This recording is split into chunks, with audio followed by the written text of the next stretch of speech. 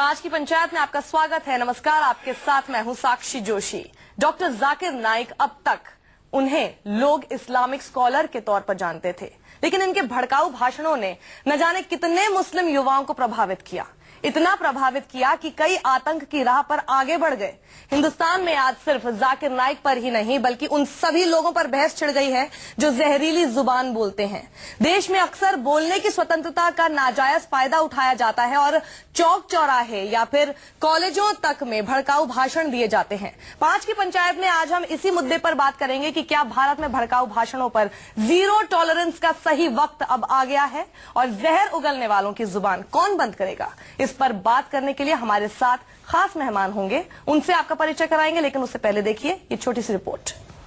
गरीब नवाज फाउंडेशन के चेयरमैन महामंडलेश्वर नवल किशोर दास जी हैं, नोएडा स्टूडियो में हमारे साथ हैं। महामंडलेश्वर स्वामी डॉक्टर उमाकांतानंद सरस्वती जी हैं।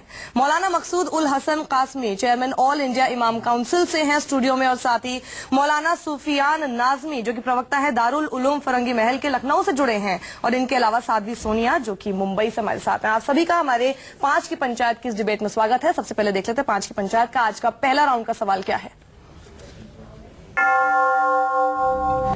क्या भारत में भड़काऊ भाषणों पर जीरो टॉलरेंस का सही वक्त आ गया है? तो क्या ये सही वक्त आ गया है? महामंडलेश्वर नवल किशोर दास जी, पहला सवाल आपसे। क्या सिर्फ जाकिर नाइक ही नहीं बल्कि ये जितने भी लोग हैं, चाहे किसी पॉलिटिकल पार्टी से ही क्यों ना जुड़े हों, इन सबके खिलाफ जीरो टॉलरेंस और कड़ी कार्रवाई होनी चाहिए अब? निसंदेह। देखिए, विशेष करके धार्मिक जगत के जो लोग हैं उनसे तो अपेक्षा की जाती है कि वो मानव के वैचारिक उत्थान की चर्चा करेंगे, धर्म और राष्ट्र के संरक्षण संवर्धन की बात करेंगे। कोई भी ऐसे लोग हैं जो माला छोड़ करके AK-47 की बात करते हों, मानवता को कलंकित करने का कार्य करते हों, मानव को वैचारिक दृष्टि से पतन की बात करते हों, ऐसा कोई भी व्यक्ति हो, चाहे किसी परंपरा से उसका संबंध हो, ऐसे लोगों को कड़ी से कड़ी सजा देना चाहिए। भविष्य में इस प्रकार की कोई भाषा न बोल सके, इसलिए बहुत आवश्यक है, क्योंकि हर व्यक्ति का दायित्व तो अपने राष्ट्र, धर्म, अपनी परंपरा का संरक्षण संवर्धन करे। उसकी आड़ लेकर के कोई मानवीय कलंक करने का कार्य करे, लोगों को गलत रास्ता दिखाए, मुझे लगता है ऐसे लोगों को कड़ी से कड़ी कार्रवाई होना चाहिए। दूसरे लोगों को मिले, उनको योजना मिले, उनको प्रेरणा मिले कि इस रास्ते पर जाएंगे तो ठीक नहीं होगा, कि उन मानव उत्थान की बात करें, मानव वैचारिक की दृढ़ता पवित्रता की बात करें, उन्हीं का सम्मान हो। लेकिन मौलाना मकसूद उल हसन कासमी साहब, इसमें तो कई ऐसे पॉलिटिकल पार्टी के भी लोग जुड़े हुए हैं जो कि ऐसे कई भड़काऊ भाषण देते हैं, लिस्ट बहुत लंबी है। कैसे उनके खिलाफ सरकार आएगी? देखिए, मैं ये इससे बिल्कुल एग्री करता हूँ कि कोई भी भड़काऊ भाषण दे बगैर किसी डिस्क्रिमिनेशन के, बगैर किसी का धर्म देखे हुए सख्त कार्रवाई की जानी चाहिए, और सुरक्षा एजेंसियों को खुली छूट दे देनी चाहिए कि जिसका जब चाहे कहीं भी, चाहे वो मीडिया के वो लोग हो जो पाकिस्तान में जाकर के होटल में ठहरते हो वो कौन हो, वो लोग हाफिज सईद से मिलते हो यहां जाकर के वो कौन हो, मगर कुछ लोग इसमें होते हैं, कुछ बेगुनाह भी फंस जाते हैं। एक ऐसा सिस्टम इख्तियार किया जाना चाहिए जिनको कोर्ट अकिट कर दे, बेगुनाह साबित कर दे। स्टेट की जिम्मेदारी होनी चाहिए कि उनको कंपेंसेशन दे, और सुरक्षा एजेंसियों को मुकम्मल छूट होनी चाहिए। रहा मामला ये कि आप पॉलिटिकल पार्टीज की बात कर रहे हैं, पॉलिटिकल पार्टीज कभी भी नहीं, ओवैसी के भाई अकबरुद्दीन ओवैसी ने जो जहर उगला, और हम उसकी कड़ी निंदा करते हैं, और हम उम्मीद करते थे कि वो अरेस्ट होना चाहिए, और हुआ। लेकिन हमें अफसोस इस बात का है कि तोगड़िया, योगी आदित्यनाथ जैसे लोग, इसी तरह से साध्वी प्राची, इसी तरह से साक्षी महाराज, लोगों पर कभी अरेस्ट नहीं होते, उनके खिलाफ जब भी कंपैरिजन आ जाता है, शुरुआत कहीं से तो होगी। अंसार आजाद साहब, क्यों ना शुरुआत जाकिर नाइक से ही की जाए? अब देखिए मैम, पहली बात तो हम न्यूज 24 को बधाई इसलिए देते हैं कि आज बहुत अच्छा मुद्दा इन्होंने उठाया है। 3 दिन से हम लोग जाकिर नाइक पर बोल बोल करके थक गए। अब इस वक्त जरूरत थी एक ऐसे मुद्दे की, और आपने बहुत अच्छा किया कि पॉलिटिकल पार्टी को नहीं बुलाया, लेकिन आज वो अगर होते तो कम से कम हमें इतना श्योर आज हम लोग हो जाते कि ये कार्यवाही कब से शुरू कर रहे हैं। बहरहाल दोनों लोग, हमारी ये मौजूद लोग बैठे, सोनिया जी बैठी, मैं एक बात कहना चाहता हूँ, जाकिर नाइक पर पाबंदी लगाए, हुकूमत की जिम्मेदारी बनती है, क्या उसको मिलता है क्या नहीं मिलता, वो बात का मैटर है। लेकिन आज जो आपका मुद्दा है वो चाहे जाकिर नाइक हो, चाहे असदुद्दीन ओवैसी हो, चाहे आजम खान हो, चाहे तोगड़िया हो, चाहे साक्षी महाराज हो, हम जब तक हमारा कानून कमजोर रहेगा, हमारा कानून कमजोर नहीं है लेकिन उसकी जो धाराएं हैं उसका फायदा लोग उठा करके आज हमारे हिंदुस्तान में जो माहौल बना हुआ है, वरना यही मुल्क है जिसको हिंदू मुसलमानों की गंगा तहजीब का एक गहवारा कहा जाता है। इस मुल्क को हमारे यहाँ मंदिर भी है, मस्जिद, दुनिया का ये वाहिद मुल्क है जहां हर आदमी को अपने अपने मजहब के एतबार से जीने का अधिकार है। और उसी में लोग ऐसे जहर घोलने वाले पड़े हुए हैं कि इन जैसे महामंडलेश्वर जैसे लोग परेशान हो जाते हैं, हम लोग जैसे लोग परेशान हो जाते हैं कि कौम को कैसे संभाला जाए। देखिए मैडम, होता क्या है कि वो कहते हैं ना, एक्शन का रिएक्शन होता है। अब आज जाकिर नाइक की बात आ गई है, अभी तक तोगड़िया साहब चल रहे थे, अब जाकिर नाइक की बात आ गई है, अभी कोई और निकलेगा। ये कब तक होगा? जब तक कि आप सख्ती से कानूनी कार्रवाई करके इन्हें सलाखों के पीछे नहीं डालें। बिल्कुल बिल्कुल। स्वामी जी, स्वामी सरस्वती जी, ये एक सवाल ये भी वाजिब है इनका कि जाकिर नाइक के खिलाफ होना चाहिए, लेकिन क्यों जब प्रवीण तोगड़िया की बात आती है या फिर और किसी हिंदू की बात आती है जो कि भी भड़काऊ भाषण देते हैं, और अगर आप इंटरनेट पर जाकर देखेंगे, गूगल सर्च ही करेंगे तो हिंदूज के भी आपको बहुत लंबी लिस्ट मिल जाएगी जिन्होंने भड़काऊ भाषण दिए हैं, और जिनमें योगी आदित्यनाथ ही शामिल है, साक्षी महाराज ही शामिल है। तो क्यों नहीं इनके खिलाफ भी जीरो टॉलरेंस अपनाती है सरकार? तो आपको लगता है कि शुरुआत हर लेवल पर होनी चाहिए, चाहे कोई भी धर्म हो? कोई भी धर्म हो, यदि कोई भी भाषण देने वाला राष्ट्र के प्रति घातक भाषण देता है या मानवता के खिलाफ भाषण देता है, क्योंकि कोई नेता हो या संत हो या मौलवी हो, उसका काम है नेता का सरकार चलाना, संत और मौलवी का समाज के अपने वर्ग के उस संप्रदाय के लोगों को सही दिशा देने का काम है।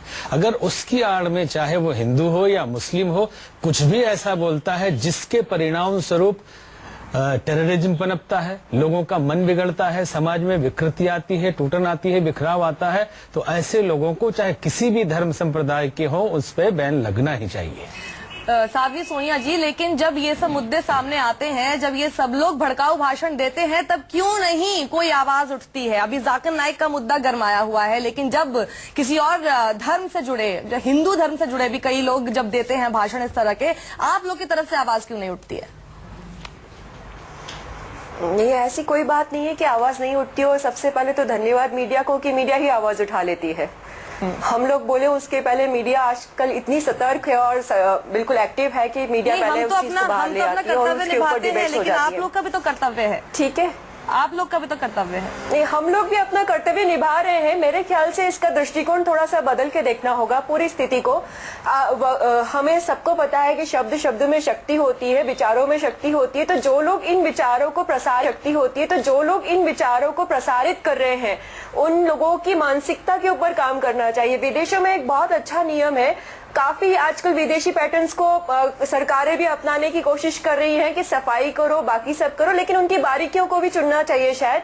जैसे एक बहुत साधारण सा नियम है कि वहां पर अगर ट्रैफिक हो जाए और आपको किसी को कुछ बोलना है, तो आप उतर के उसको दो बुरे शब्द नहीं बोलेंगे, सिर्फ आप एक बार हॉर्न बजा देंगे तो अगले व्यक्ति को इंसर्ट फील होती है और उसको लगता है कि मेरा अपमान हो गया, इतनी सारी पब्लिक में सिर्फ मेरे लिए हॉर्न बजा। वहाँ हॉर्न बजाना मना है। स्पेशली मैं इंग्लैंड के बारे में कह सकती हूँ क्योंकि मैं एक समय में वहां रही भी हूँ। तो इसका मतलब है कि नियम ऐसा है, यानी कि देश का कानून और नियम एक बार आप वैसा व्यवस्था और स्थापित कर देते हैं तो जिस तरह से स्थापित करेंगे उस तरीके से चलेगा, लेकिन उसकी पालना सबको करनी होगी। फिर वो मीडिया हो, फिर वो बाकी समाज हो, या फिर वो सरकार हो। लेकिन आपको एक बात बताऊं कि जिस तरह से 2012 में जाकिर नाइक की जो टीवी है, पीस टीवी, उस पर बैन लगा था, लेकिन उसके बाद भी केबल ऑपरेटर्स के थ्रू ये चलता रहा। मैं आपको बताना चाहूंगी कि यूके में भी बैन लगा हुआ है, लेकिन आप अगर रिपोर्ट्स देखेंगे वहां पर भी इसी तरह से चलता रहा है वो। तो ऐसा नहीं है कि ये लूप होल्स बाकी जगहों पर नहीं है, ये लोग अपना कोई ना कोई जरिया निकाल ही लेते हैं। अब जैसे सोशल नेटवर्क का जमाना है, आप कैसे व्हाट्सएप पे कोई भी वीडियो जाने से रोक पाएंगे? नहीं, व्हाट्सएप पे अभी आजकल हो गया, एनक्रिप्टेड मैसेजेस हो गए, आप कॉपी पेस्ट करके फॉरवर्ड नहीं कर सकते। एक अच्छा रूल्स निकल आए, आप उसी तरीके से इस तरीके की किसी भी चीज के लिए ऐसे नियम बना सकते हैं। अब हम लोग इतने सक्षम हैं टेक्नोलॉजिकली कि हम ऐसे नियमों को बनाकर उनको नहीं, लेकिन वीडियोस आसानी से फॉरवर्ड किए जा सकते हैं। क्या आपकी विल पावर, आपकी इच्छा सच में इस चीज को रोकने की है? क्यों? क्योंकि अगर आप ये सारी चीजें खत्म कर देंगे तो आप आदि सरकारी लोग जो है उनके पास खेलने के मुद्दे खत्म। देखिए, मैं एक मिनट बस मैं शांति होने लगेगी। जी, सोनिया जी ने बड़ा अच्छा मतलब बाहर का जिक्र देश की शांति से तो सबको दिक्कत हो सोनिया रही जी है। एक मिनट, देखिए जहाँ तक कानून की बात है, मैं इसमें कोई शक शुबा की गुंजाइश नहीं। मैं एक मिसाल आपको देता हूँ, तो अपने ऊपर गुजरा हुआ वाकया है। मैं यूरोप में एम्स्टर्डम की एक मस्जिद का इफ्तिताह करने के लिए मैं गया, वो मस्जिद तकवा नाम है उसका। मैंने वहां तकरीर की 45-55 मिनट की मेरी तकरीर, एक मर्तबा मेरे मुंह से मां के एहतराम के लिए लफ्ज अमेरिका निकल गया और मैंने कुछ नहीं कहा कि अमेरिका का राष्ट्रपति साल में एक मर्तबा अपनी मां से मिलने के लिए जाता है और तूफान मच जाता है। तकरीर करने के बाद कमेटी वालों ने कहा कि हजरत हमारे यहाँ दूसरे मुल्क का नाम लेना ठीक नहीं है तकरीर में, आप हमारे मुल्क की बात कीजिए।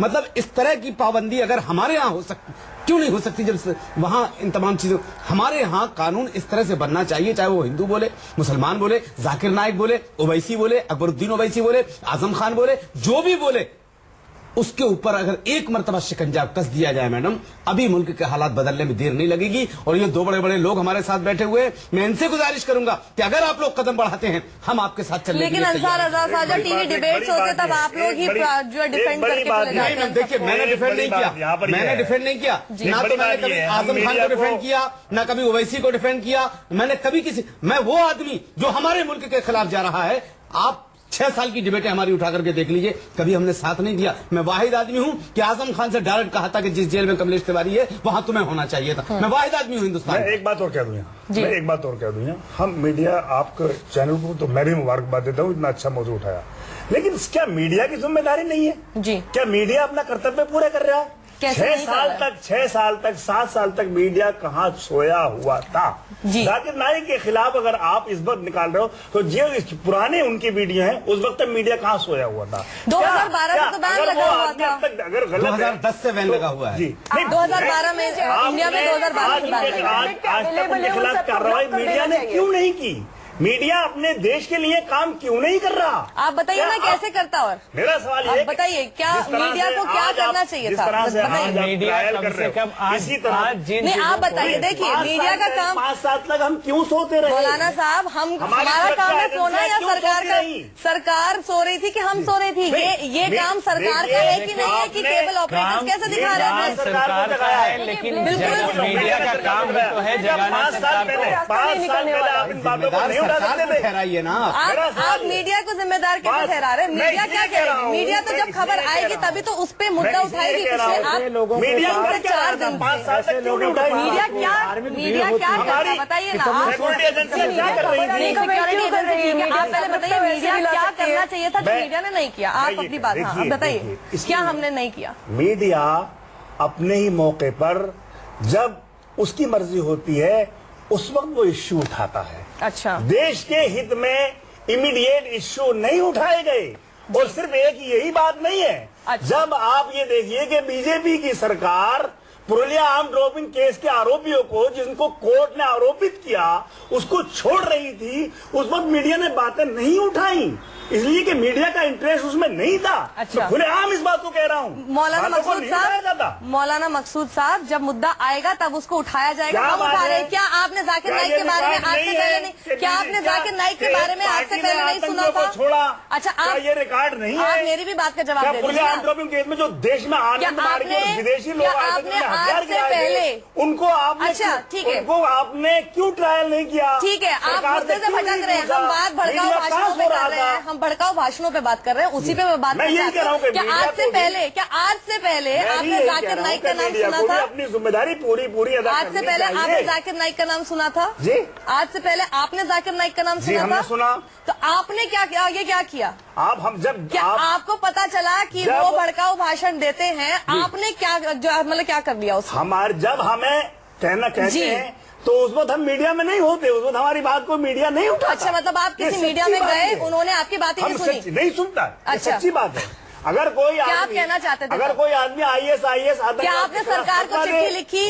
क्या आपने किसी को, क्या आपने सरकार को चिट्ठी लिखी? अगर वैसी सर, क्या आपने सरकार को चिट्ठी लिखी? क्या आपने किसी को बताया? देश में हंगामा मचाते हो, जो लोग IAS की मुखालफत करते हैं आप उसको नहीं दिखाते। चलिए, क्या आपने सरकार को चिट्ठी लिखी? मीडिया से क्यों बात करना चाहते हैं आप? पहले मीडिया से क्यों बात करना चाहते हैं? अगर आप एक इतने रिस्पॉन्सिबल सिटीजन है, आप अपनी पूरी समुदाय के लिए एक सुरक्षित जो है पूरा जो है वातावरण बनाना चाहते हैं, ऐसे लोगों के खिलाफ आप आगे बढ़कर जाना चाहते हैं, क्यों नहीं आपने सरकार को चिट्ठी लिखी?